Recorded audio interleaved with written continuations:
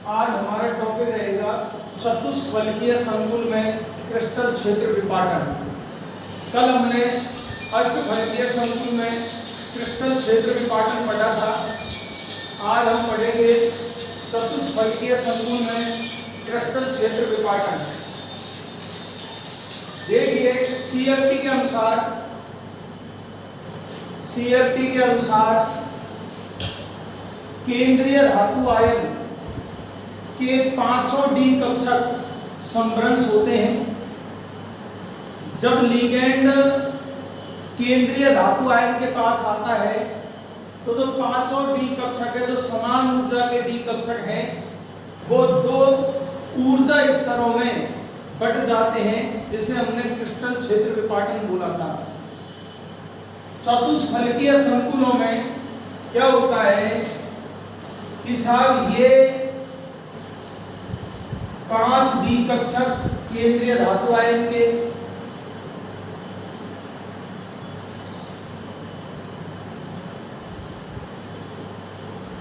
ये सभी समभ्रंश हैं। इनमें 3 तो T2G हैं और 2 EG हैं।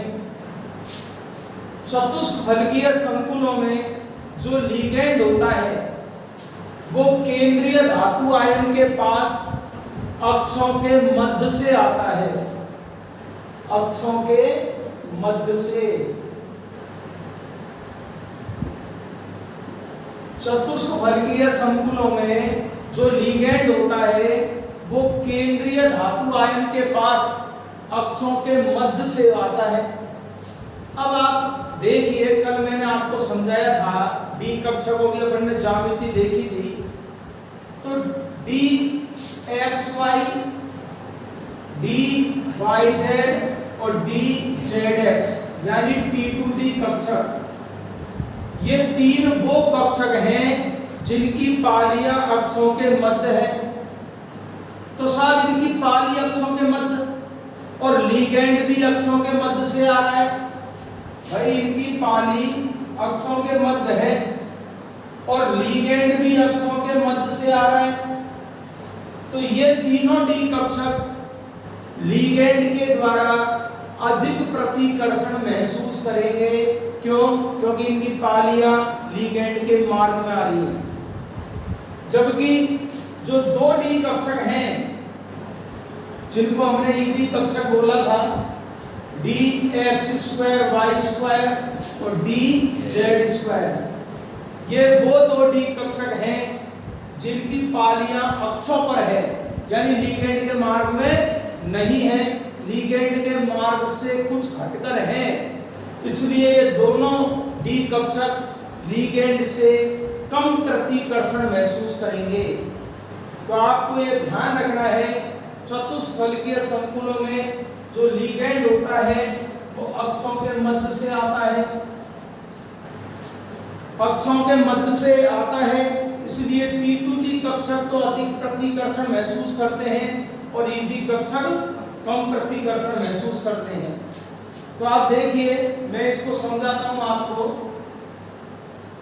कि साहब ये तो समभ्रंश डी कक्षक हैं। ये स्थिति कब है? जब लिगेंड उपस्थित नहीं है।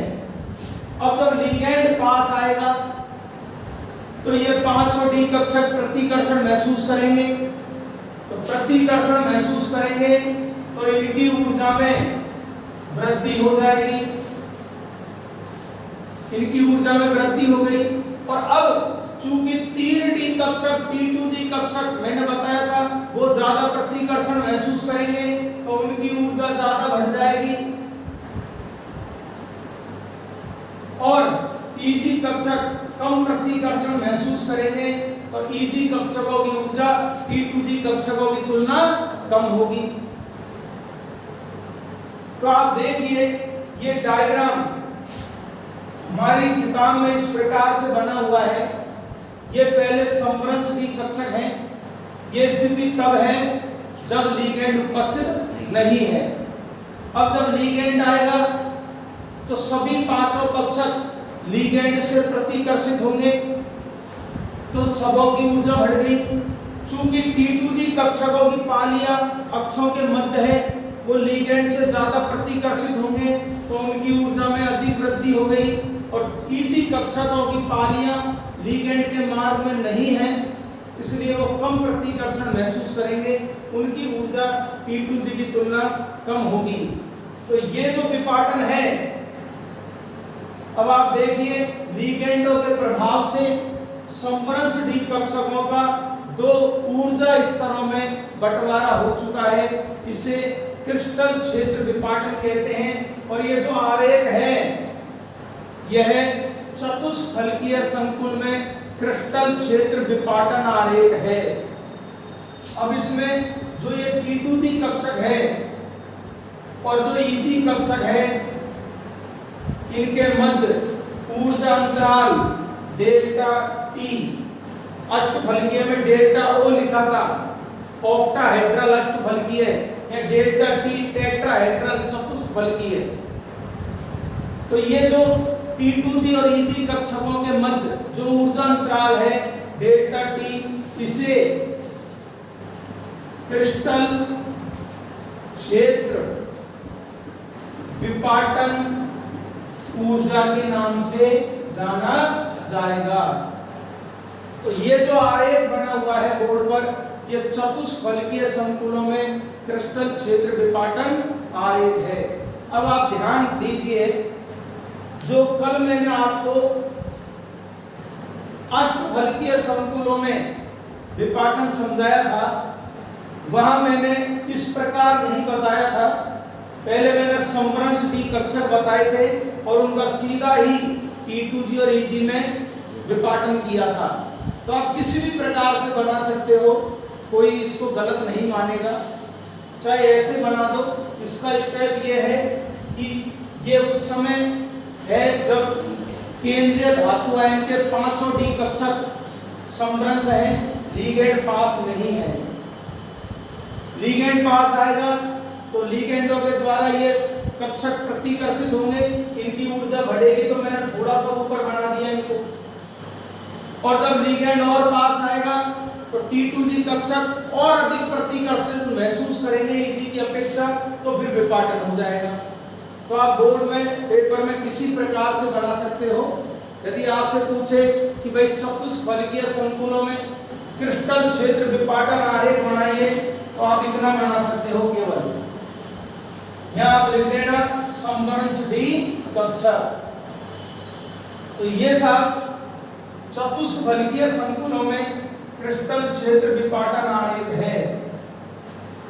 अब इसके बाद हमारे पास बात आई कि भाई ये जो कक्षक है EG और T2G, इनमें इलेक्ट्रॉन वितरण किस प्रकार किया जाता है। तो देखिए मैं आपको समझाता हूं। मान लो स्थिति D5 है, अर्थात D में 5 इलेक्ट्रॉन हैं। तो आप वो सिद्धांत के अनुसार पहले इलेक्ट्रॉन कम ऊर्जा वाले कक्षक में जाएगा। तो पहले इलेक्ट्रॉन EG में गया, चूंकि दोनों कक्षकों की ऊर्जा समान है तो इसमें भी इलेक्ट्रॉन गया। अब तीसरा इलेक्ट्रॉन, तो चतुष्फलकीय संकुलों में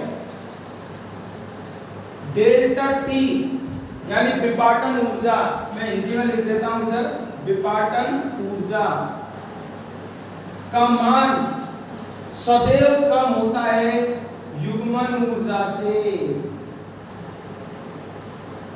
चतुष्फलकीय संकुलों में विपाटन ऊर्जा का मान युग्मन ऊर्जा से सदैव कम होता है, चाहे लिगेंड कोई सा भी उपस्थित हो। जबकि आप पुरानी बातें याद कीजिए कि अष्टफलकीय संकुलों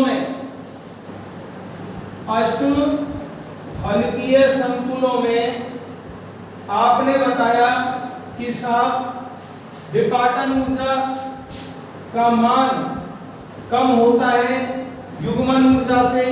कब? जब लिगेंड कैसा हो, दुर्बल हो। और जब लिगेंड प्रबल होता है तो उस समय विपाटन ऊर्जा का मान ज्यादा होता है युग्मन ऊर्जा से। परंतु जो चतुष्फलकीय संकुल है इनमें सदैव कंडीशन एक ही रहती है, विपाटन ऊर्जा का मान युग्मन ऊर्जा से कम होता है, चाहे लिगेंड कोई सा भी हो। तो भाई जब विपाटन ऊर्जा का मान कम होगा तो तीसरा इलेक्ट्रॉन विपाटित ही होगा, T2G में जाएगा, ये चौथा इलेक्ट्रॉन और ये पांचवा इलेक्ट्रॉन। तो आप देखिए चतुष्फलकीय संकुलों में इलेक्ट्रॉनों का युग्मन तब तक नहीं होगा जब तक कि Eg और T2G कक्षक में एक एक इलेक्ट्रॉन नहीं चला जाता। यानी जब तक Eg और T2G कक्षकों में एक एक इलेक्ट्रॉन नहीं चला जाता तब तक युग्मन नहीं होगा। अब जैसे आप देखिए, अगर मान लो विन्यास D6 होता, 6 इलेक्ट्रॉन इस प्रकार है, ये समभ्रंश डी कक्षक है, चतुष्फलकीय संकुल है। तो चतुष्फलकीय संकुलों में हमने देखा नीचे तो Eg कक्षक और ऊपर T2G कक्षक।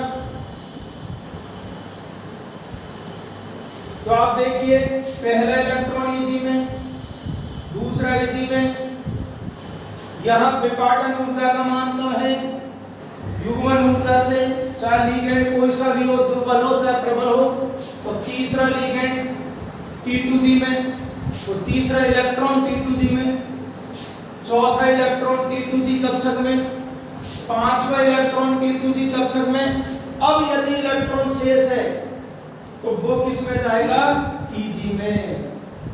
तो युग्मन तभी होगा जब T2G और Eg कक्षक प्रत्येक में एक एक इलेक्ट्रॉन चला जाए। तो ये नियम चतुष्फलकीय संकुलों में लागू होता है। चतुष्फलकीय संकुलों में हर दफे विपाटन ऊर्जा का मान कम ही रहेगा, इलेक्ट्रॉनों का युग्मन तभी होगा जब Eg और T2G में एक एक इलेक्ट्रॉन चला जाए। और सब नियम अष्टफलकीय की तरह ही हैं। यदि अयुग्मित इलेक्ट्रॉन उपस्थित है तो अनुचुंबकीय होगा, यदि अयुग्मित इलेक्ट्रॉन उपस्थित है तो संकुल अनुचुंबकीय होगा, और यदि अयुग्मित इलेक्ट्रॉन उपस्थित नहीं है, सभी युग्मित हैं, तो संकुल प्रतिचुंबकीय होगा। सब नियम उसी प्रकार से हैं। अब मैं आपको एक उदाहरण देकर समझाता हूं कि बोर्ड में किस प्रकार से प्रश्न पूछा जाता है। देखिए, जैसे ये संकुल हमें दिया और हमसे पूछा कि CLT के अनुसार इसमें क्रिस्टल क्षेत्र विपाटन आरेख बनाइए और इलेक्ट्रॉनिक वितरण समझाइए या इसका अणु कक्षक विन्यास बताइए। तो देखो कैसे हल करना है। सबसे पहले हमें निकिल का ऑक्सीकरण अंक ज्ञात करना है। तो माना निकिल का ऑक्सीकरण अंक कितना हो गया? X। अब इसका तो X, Cl का -1 बराबर -2, X -4 बराबर -2, X बराबर +2। अब साहब निकिल का परमाणु क्रमांक होता है 28, 3D8 4s2। चूंकि Na+2 है तो Na+2 का मतलब क्या हो गया? 3D8। अब यहां Na+2 के समभ्रंश 3D कक्षक, इलेक्ट्रॉनिक विन्यास इसका 3D8 है। D में 5 कक्षक होते हैं, 8 इलेक्ट्रॉन, 1 2 3 4 5 6 7 8। अब आप देखिए संकुल कैसा है? चतुष्फलकीय। उपसहसरण संख्या 4 है, मतलब ये वर्ग समतलीय को भी चतुष्फलकीय मानेंगे। या उपसहसरण संख्या कितनी है? 4। तो विपाटन इस प्रकार होगा, Eg कक्षक नीचे और E2G कक्षक ऊपर, यानी ये ज्यादा ऊर्जा के, ये कम ऊर्जा का।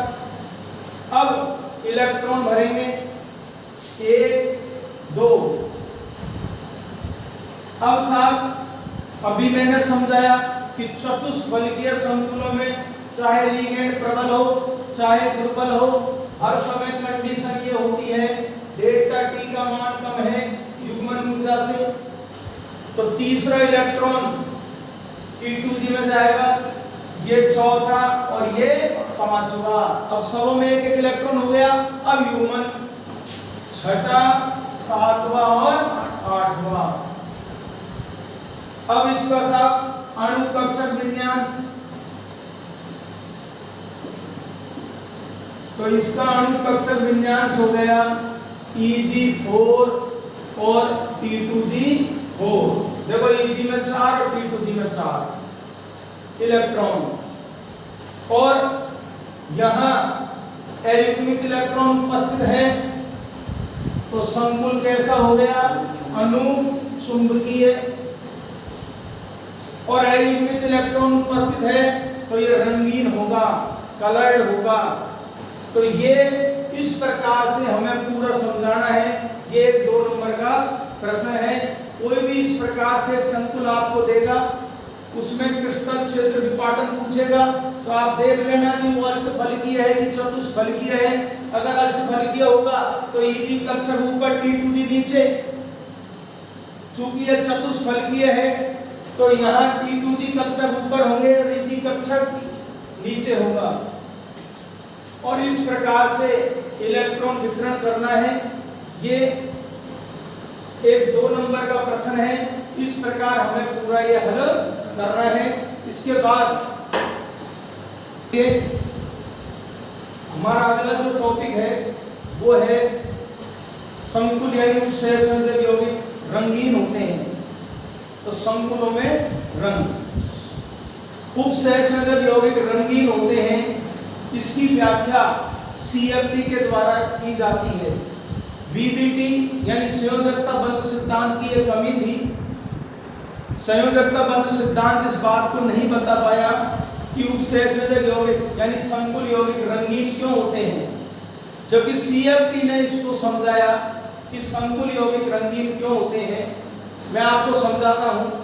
11वीं क्लास में भी हमने, आपको यदि याद हो तो प्रत्येक बच्चे ने जब S ब्लॉक वाला पाठ पढ़ा था तो उसमें आपने ये पढ़ा था कि साहब जो S ब्लॉक के तत्व हैं, क्षारीय धातु और क्षारीय मृदा धातु, इनको ज्वाला में जलाने पर ये ज्वाला को एक अभिलाक्षणिक रंग प्रदान करते हैं।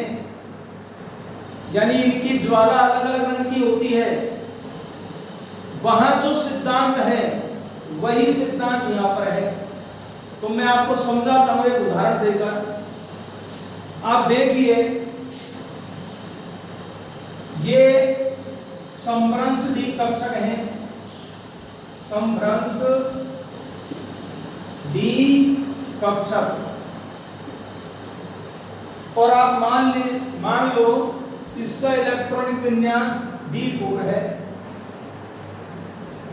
अब साहब यहां 1 2 3 4 इलेक्ट्रॉन। अब इसको D5 मान लो आप, 5 इलेक्ट्रॉन। मान लो यह अष्टफलकीय संकुल है। तो अष्टफलकीय संकुल है तो विपाटन इस प्रकार होगा। ऊपर तो Eg और नीचे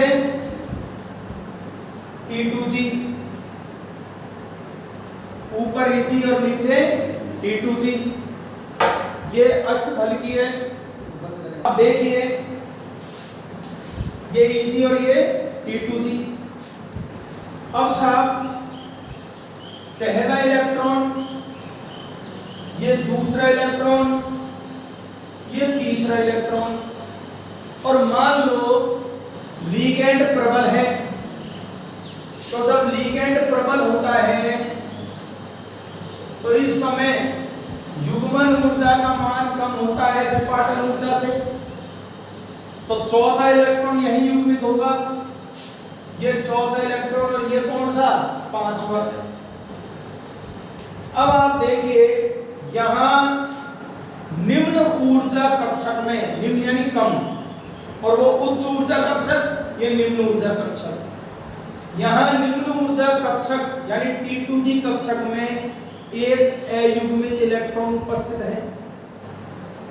अब जब इस संकुल को प्रकाश में रखा जाएगा तो ये इलेक्ट्रॉन, अयुग्मित इलेक्ट्रॉन, यह प्रकाश से कुछ ऊर्जा अवशोषित करेगा और ऊर्जा अवशोषण से यह उत्तेजित हो जाएगा और उत्तेजित होकर यह उच्च ऊर्जा स्तर में चला जाएगा।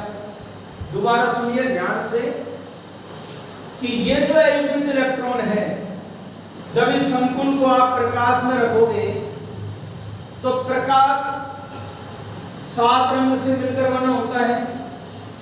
उस प्रकाश में से कुछ तरंग दैर्ध्य की ऊर्जा, भाई हमने फिजिक्स में, भौतिक विज्ञान में पढ़ा है कि प्रकाश 7 रंग से मिलकर बना हुआ है, और जो 7 रंग हैं उनमें प्रत्येक रंग की एक निश्चित तरंग दैर्ध्य होती है। तो ये जो इलेक्ट्रॉन है ये उस श्वेत प्रकाश में से कुछ ऊर्जा अवशोषित करेगा। तो ऊर्जा अवशोषण का मतलब है कुछ तरंग दैर्ध्य मान की ऊर्जा को क्या करेगा, अवशोषित, और यह इलेक्ट्रॉन उत्तेजित होकर उच्च ऊर्जा स्तर में चला जाएगा। जब यह वापस अपनी मूल अवस्था में लौटेगा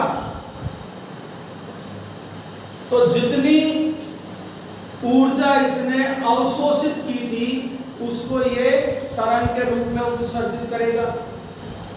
अब साहब ऊर्जा अवशोषण से उत्तेजित होकर उच्च ऊर्जा स्तर में जाना और फिर ऊर्जा उत्सर्जित करके वापस अपनी मूल अवस्था में आना, इलेक्ट्रॉन का मूल अवस्था से उच्च ऊर्जा स्तर में जाना और फिर वापस अपनी मूल अवस्था में आना, यहां dd संक्रमण कहलाएगा।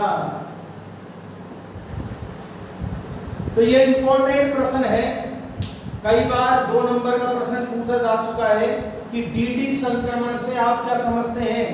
तो आपको ये बताना पड़ेगा कि निम्न ऊर्जा स्तर में उपस्थित इलेक्ट्रॉन प्रकाश से ऊर्जा अवशोषित करके उच्च ऊर्जा कक्षकों में चला जाता है। जब ये वापस आएगा तो उत्सर्जित ऊर्जा को, अवशोषित ऊर्जा को उत्सर्जित करेगा। इलेक्ट्रॉन का एक कक्षक से दूसरे कक्षक में जाना, निम्न ऊर्जा स्तर से उच्च ऊर्जा स्तर में जाना, फिर वापस उच्च ऊर्जा स्तर से निम्न ऊर्जा स्तर में आना, dd संक्रमण कहलाता है। इसी संक्रमण के कारण यह रंगीन होता है। मैं आपको समझाता हूं पूरा विस्तृत। देखो श्वेत प्रकाश है, उसमें से कुछ ऊर्जा का इसने अवशोषण किया, तो जो कुछ ऊर्जा का अवशोषण होगा वो तरंग के रूप में होगा। उस ऊर्जा की कुछ न कुछ निश्चित तरंग दैर्ध्य होगी। मान लो इस इलेक्ट्रॉन ने लाल रंग के प्रकाश को, उस श्वेत प्रकाश में से लाल रंग के प्रकाश को अवशोषित कर लिया, या लाल रंग के प्रकाश के बराबर की तरंग दैर्ध्य वाली ऊर्जा को अवशोषित कर लिया। तो कैसे बोल लो, वो लाल रंग को अवशोषित हुआ है इस प्रकार।